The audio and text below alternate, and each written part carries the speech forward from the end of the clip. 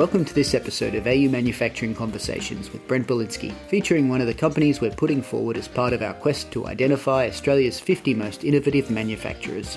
This is the first time we've ever run this campaign, and we absolutely, positively couldn't have gone ahead without the generous help of Bosch Australia Manufacturing Solutions, SMC Corporation Australia, and lead sponsor MYOB. MYOB is a business management platform that brings together key workflows to fit business needs. MYOB has been part of the fabric of doing business in Australia and New Zealand for more than 30 years and integrates manufacturing, inventory management and accounting to help businesses streamline business processes. Miheer, thank you very much for joining us here on AU Manufacturing Conversations. Good to have you on the program. I'm very happy to be here with you, Brent. Thank you for having me. A pleasure. First of all, I will ask you the question that we like to ask all our guests, and that is, how did you get here and what do you make? I started at Workspace Commercial Furniture recently. I've been with Workspace for 2 years now, a little bit more than 2 years. I grew up in India as a poor academic student, but with a curiosity and love for understanding how things work. I had the opportunity to study mechanical engineering in America and then further studies in India. And, over my career, I've worked with a few companies, one that made televisions, automobiles, and appliances, and then finally settled into furniture. And I find myself at Workspace Commercial Furniture. Well, I guess mechanical engineering is a very transferable talent. And as you've found out, you can end up in all sorts of places with such a skill. Yes, absolutely right. Let's hear a little, please, about Workspace. What do you guys make? What's the size of the company? Yada, yada, yada. Workspace Commercial Furniture is a 112-year-old commercial furniture company. It started off as T.H. Brown way back when, and then at some point ownership changed hands and there was, some rebranding, and Workspace now, as it exists, is based in Adelaide, but has offices all around the country. And besides having sales offices and showrooms all around the country, we also have a very large fleet of trucks that assist in delivery and installation all over the country. So it's pretty impressive, the operations at Workspace. And so that's Workspace. We're talking now because of your nomination in our Australia's 50 Most Innovative Manufacturers campaign. Thanks for taking the time to apply. Your application mentions the efforts that you go to upskill your employees through apprenticeships, training and certification and other measures, and how this is important to your competitive edge. Could you please expand on this a little? Yes, absolutely. We try to recruit about 6 to 8 apprentices annually. And South Australia's vocational education and training program called TAFE is the qualifying body. So we work closely with TAFE to get these young boys and girls in our factory, working at our factory, and then certified by TAFE based on the skills that they learn and pick up at our factory. So it's a really good program that gets South Australian educational bodies involved with South Australian manufacturing, and also young South Australian talent then have a way to move up in their career as well. Right, so you're a pretty trades-heavy organisation as well as having, no doubt, some other skills as well? Yes, sure. It is a trades-heavy organisation. We have many departments in our factory, from upholstery to chair fit-up, joinery. We have a pretty sophisticated machine shop, great polish shop, melamine screening, and we have a pretty extensive installation setup as well. So there's skills in all departments, and young talent that comes in gets introduced to any one of these departments depending on their preferences. But then in regards to upskilling, they're given the opportunity to work in other departments as well so that they can learn all of the trades and fill in gaps as and when needed within the company. So a lot of cross-training going on, I guess? Yes, definitely. There's a lot of cross-training. And then you have sales, marketing, planning, and R&D, which is outside of the factory. But all of that feeds back right into the factory. And then from the factory, we get feedback right into sales, marketing, and planning and R&D as well. So it's a really great cross-pollination sort of experience going on all the time. And there's a tremendous interaction with all of the trades, with all of the offices. After all, it's a 112-year-old company. There's a lot of experience that's gone behind putting all of this together and getting this sort of seamless operation going to get the best out of every department and the most out of every talented individual. No doubt. And so to stay with the factory a little while longer, I understand you've made some pretty decent-sized investments in there in nesting machines and edge banders and some other equipment. Could you tell us about some of that and how important this is in remaining competitive? Yes, it is actually very, very necessary to keep upgrading the equipment in the factory. We have recently spent quite a lot of money on some really sophisticated machinery. We have 3 nesting machines in the company. We've just invested in 1 more. Nesting machines are tremendous when it comes to cutting panels, cutting boards to customized sizes based on customized orders. Program it in and it does the job for you. So you have 1 or 2 operators working on the nesting machines and they just pump out the desired parts very, very quickly. And then you have edge banders, which then take those parts that come out of the nesting machine and put edge banding on the boards. And the new machine that we received a couple of months ago is so impressive. I just had an induction to it last week and was amazed at how quickly it was able to edge band. It was able to do 2 edges at the same time, beveled edges, flat edges, round edges, you name it. And it's just amazing with the number of operations it does in 1 round, with cleaning the edge to cutting excess material on the edge to gluing the edge band and then cleaning the glue and then returning the part back into the designated pile. Very impressive. We also just invested in some multi-axis drilling machines and also continuously invest in new trucks for our delivery system and sewing machines for our seamstresses for the upholstery department and such things. Let's turn to the topic of innovation now. How do you define and understand innovation? To me, innovation is the continuous and iterative process of improving a product or service.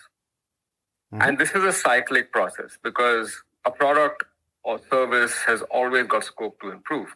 So you improve something, go through a process by which that product or service is now better, and then get feedback on ways to improve it further based on new demands in the market or based on the fact that things keep evolving, and then go back and improve that once again through the same process. So to me, that is innovation.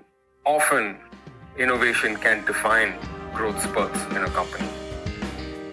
We'd like to take another moment now to acknowledge our sponsors, MYOB, as well as Bosch Australian Manufacturing Solutions and SMC Corporation Australia. There would be no Australia's 50 Most Innovative Manufacturers campaign without them. Be sure to check them each out via the links in the show notes and give them a follow on LinkedIn. You've provided your Forza tables as a case study in innovation within the company. When did this come out and what's the background to this product or product range, I should say? Yes, I'm very proud of our Forza product. It's a large format table suitable for boardrooms and, maybe shared communal spaces. There was a time around the pandemic when we were getting a lot of feedback from our clients. We have a very nice feedback loop between the sales and R&D. And, the sales team is the front of the company because they're in touch with the customers. And I get feedback from there about existing products that we have or gaps in our offering or new customization opportunities, market trends, etc. And then I get started with development based on that feedback. So this feedback came to me from around the time of the pandemic that, with social distancing in place and need to keep a lot of space between people and yet have co-working opportunities for people to continue to be able to work together in teams, it was understood that we needed larger tables that had the capability to just have a bigger team around without having to join too many tables together. The idea with Forza was to have that large format table with feedback coming in from the customers, to have large teams being able to work around the table, but also strong enough to hold, let's say, 2 electricians climbing up on a ladder to change a light bulb or something like that. Mm-hmm. But without all the clutter of all the legs underneath. So that was the starting point. From an aesthetic point of view, we took Forza in 2 directions. We wanted to offer it with timber legs and steel legs.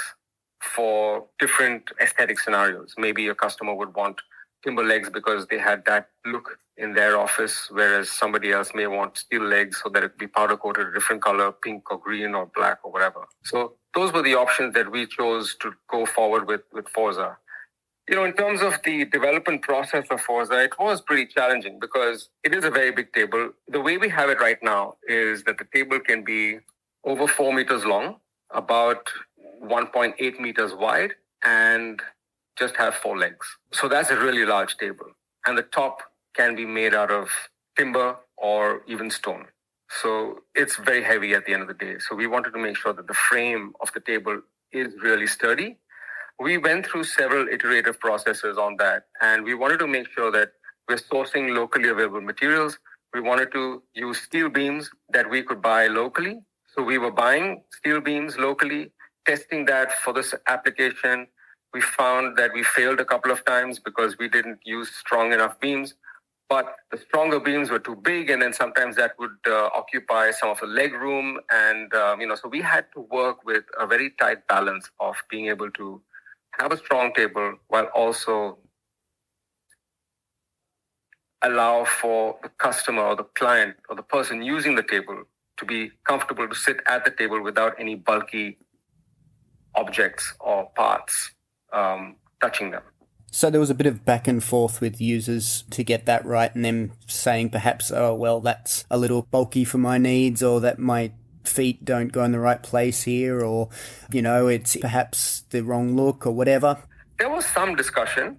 We didn't have too much discussion with customers because often that can lead to a lot of chaos. We can get too much feedback that is irrelevant because sometimes customers are just looking for their particular fit out point of view, and that may not be entirely relevant to what we are trying to achieve with the table or with the product that fits more scenarios than just that one fit out. So while we did talk to some customers, in regards to user testing, we just used our own staff, our own intelligence, and our own understanding of sitting at a table and giving the user plenty of leg room and plenty of ability to move around the table without obstructions, but also making the table strong enough. So in terms of strength testing, for example, there was a point when I prepared the table in its near final iteration, and I decided to just put a dumpster on the table.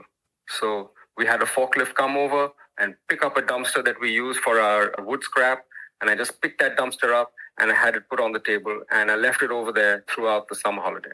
And I came back from the summer holiday 3 weeks later, and I found that the dumpster was on the table had not deviated even slightly. And to me, that was a tremendous result in regards to strength testing. Right, an unusual but effective test. Unusual but effective, but it drove the point home. The point is that the table is not just used for people sitting with their books at the table or a laptop. It also gets used by people stepping up on the table, using the table to climb up and access the ceiling or lights or whatever. No one's going to move the table away in order to change a light bulb. So we need to make sure that it's strong enough to withstand that kind of abuse. But, as I had mentioned earlier, innovation is a continuous and iterative process. So now that we've achieved this for this table, and it's, I think, one of the largest tables out there in the market that has a modular frame that is able to be over 4 meters long. So it's not a customized welded frame. It's a modular frame that can be transported to a facility, flat packed, and then assembled on site, and is able to be that big and that strong. We're now taking this table to the next level. We're going to test it to be able to be about 6 meters long. What can you say about how it's been received by customers at this early stage? Well, from what I can see is that it's really, really taken off.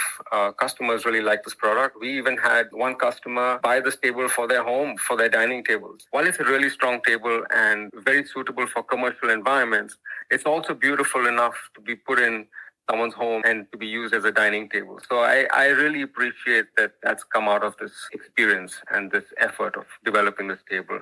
It is well received. We're selling tons and tons of Forza. I see 8 or 10 tables leaving the factory every single day. So that's testament to the effort that we've put into developing this product. And it makes me really proud. And so lastly, is there an issue within manufacturing that isn't getting the attention it deserves at the moment? I think the biggest issue is that things are very expensive. To manufacture a product in Australia, to manufacture a part in Australia is very expensive compared to what we can get internationally. And I think that becomes an issue when people start looking away from Australian manufacturing and start importing. And in spite of the cost of freight, people are still finding it cheaper sometimes to buy products from abroad. And while Australia can continue to provide those products, so I think Australian manufacturing loses out on that. But it's not all doom, because I see Spain and Italy and a lot of European countries able to overcome this problem. They're able to automate their manufacturing. They're able to keep manufacturing at very competitive prices. And I think we here in Australia have an opportunity to learn from how things are being done in Europe to be able to be competitive on an international level. That's the problem I see. It hasn't become irreversible. I think we have a lot of scope to improve in our manufacturing capabilities in Australia, and we can certainly be competitive on an international level. Again, it all boils down to innovation. It all boils down to resolving problems, finding a solution to these problems in-house so that it's able to be addressed in a suitable way, affordable, and implemented in a larger scale. Well, Miheer, it was a pleasure to speak to you. Thank you very much for joining us here on AU Manufacturing Conversations. Thank you for having me on your program, Brent. It was a pleasure for me to be here, and I hope I was able to express to you what an Australian company is able to provide to Australian customers and what innovation and manufacturing have to do in the larger scheme of things. I think you did an excellent job, Miheer, and it was very nice to meet you, and all the best with the application, and we look forward to the rest of the campaign. Thanks for playing your part in it. Thank you so much. Bye-bye. Bye.